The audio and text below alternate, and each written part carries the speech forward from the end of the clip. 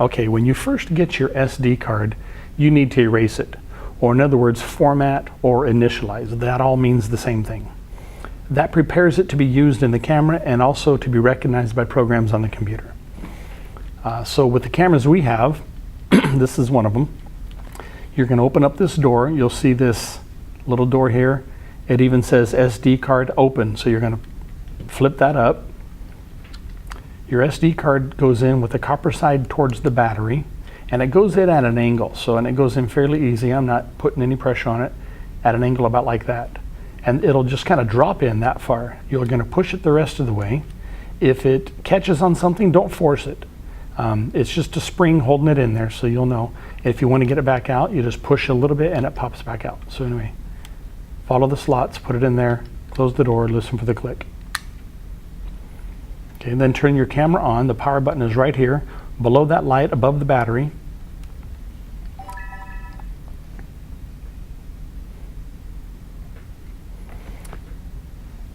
This is a touch screen, but right over here, this button here will take you to the home screen. There are many other options here. We'll talk about that in some other videos. But we want other settings, so you're going to tap there. And we want that second tab that has the wrench. So tap that. And we're going to go down quite a bit. So I'm going to press these arrows, look for initialization or initialize right there. Tap that arrow to the side of it. When this shows up, it says initialize, then I tap that once. Okay, hang on a sec. My fingers are too fat. There we go.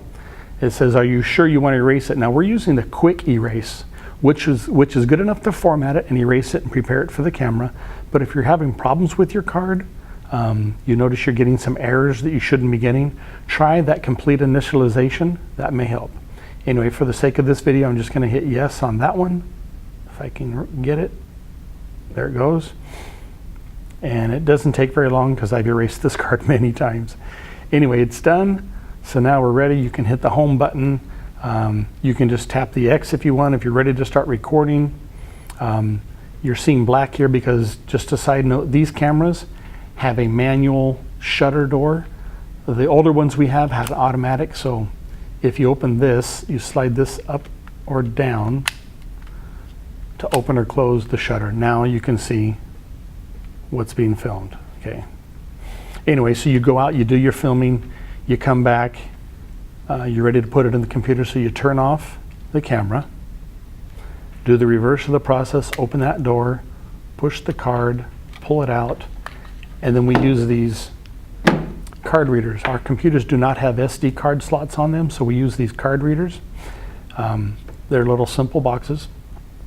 Anyway, you put it in here with the copper side down, with the label of the card reader up, both labels facing up. And it goes in that slot, and as long as it's straight, you'll push it in